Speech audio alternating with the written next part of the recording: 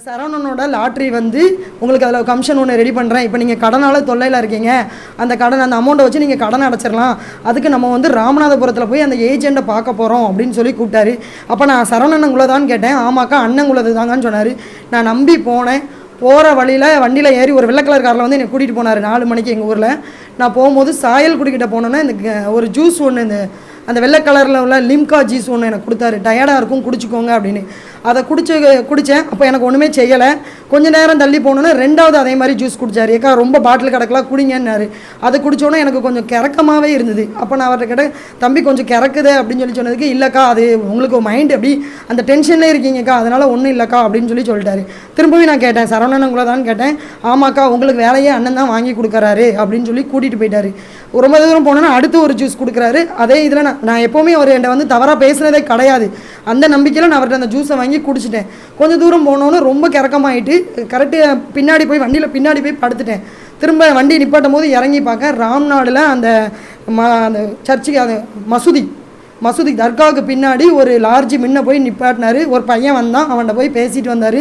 திரும்ப அக்கா எங்கள் ஊர் கோவில் கூடலாம் நடந்தனால எனக்கு வந்து ரொம்ப டயர்டாக இருக்குது, நீங்களும் கிறக்கமாக இருக்குங்க, ஆளுக்கு ஒவ்வொரு ரூம் புக் பண்ணுறோம், நீங்கள் அதில் ரெஸ்ட் எடுங்க, உங்களை நான் காலையில் கொண்டு ரிசல்ட் நாளில் நம்ம சரவணனை ரிசல்ட் வரும்போது அங்கே போய் நின்றுவோன்னாரு. நான் நம்பி ஓகேன்னு சொல்லி போனேன். கதவை அடைக்கலான்னு பார்க்கும்போது, இல்லைக்கா நீங்கள் கதவை அடைக்கிங்க, கிறக்கமாக இருக்கீங்க, நான் சாப்பாடு வாங்கிட்டு கொடுத்த மரவை அடைங்கன்னு சொன்னார். அப்போ நான் தடுக்கிறேன். ஆள் ஷவுட்டானால என் மேலே விழும்போது என்னால் வந்து அவரை தடுக்கவே முடியலை.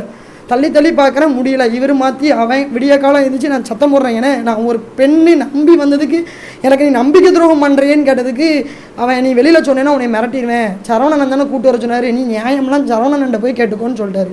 திரும்ப நான் வீட்டுக்கு வந்து மறுநாள் ரிசல்ட் நான் யார்ட்டையுமே சொல்லலை.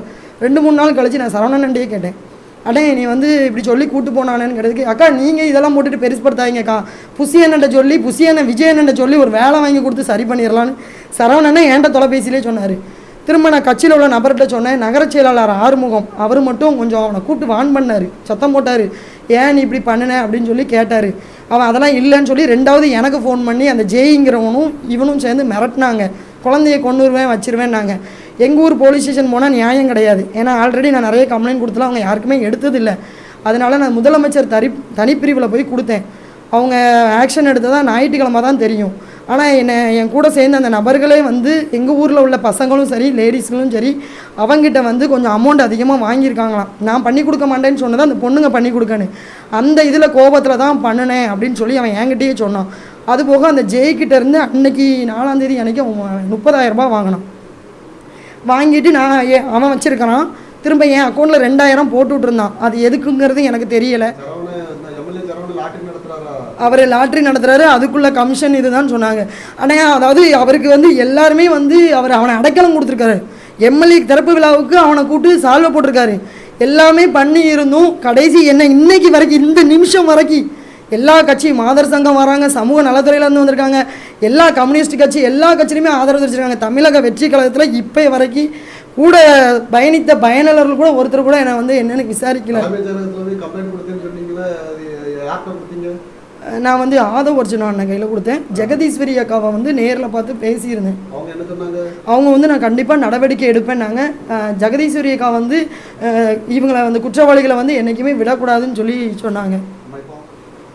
இதுவரை உங்களுக்கு வந்து இவ்வளோ கொடுமையை அனுபவிச்ச பிறகும் இந்த தமிழக வெற்றி கழகத்திலிருந்து உங்கள் எம்எல்ஏவோ ஒரு அமைச்சரோ இல்லைன்னா அவங்க முதலமைச்சர் சார்பாக யாராட்டும் உங்களோட தொலைபேசிலையோ நேர்லையோ வந்து பார்த்தாங்களா, பேசுனாங்களா? இல்லைண்ணே, யாருமே வந்து இது வரைக்கும் ஃபோனில் கூட என்னை கேட்டதே கிடையாதுண்ணே.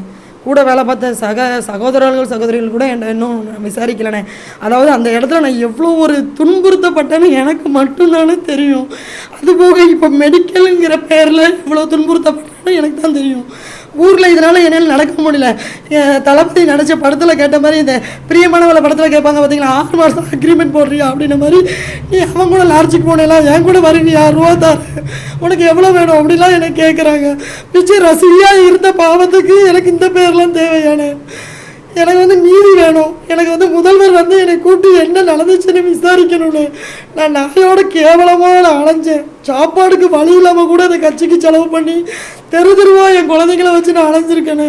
இதனால் நான் சூசைக்கும் ஒரு வாட்டி அட்டன் பண்ணிட்டேன். அது என் ஃபேஸ்புக்கில் கூட இருக்குது.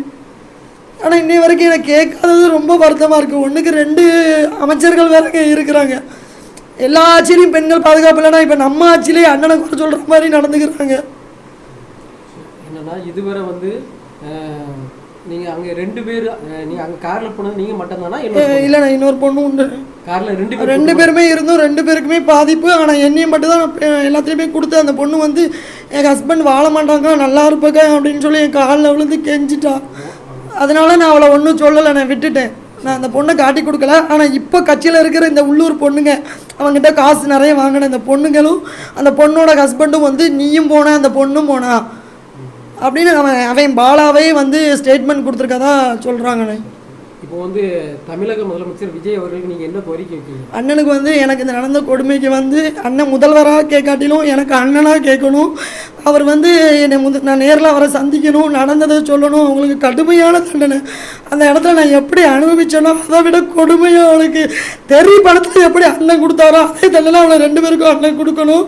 இதுக்கு யார் யார் உணர்ந்த எம்எல்ஏ முதற்கொண்டு எனக்கு அவர் மேலேயும் டவுட் இருக்குது. இதனால என் உயிருக்கு ஆபத்து வந்தாலும் அதுக்கு அவங்க 3 பேருமே காரணம்.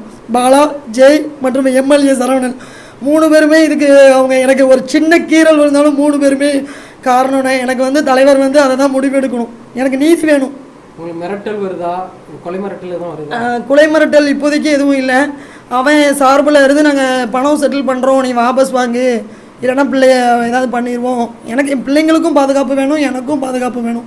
ஏன்னா எங்கள் வீட்டில் ஜென்ஸ் இல்லை. பிளே ஸ்டோர் மற்றும் ஆப் ஸ்டோரில் இருந்து பாலிமர் செயலியை QR கோடு மூலம் பதிவிறக்கம் செய்யுங்கள். செய்திகளை உடனுக்குடன் பெறுங்கள்.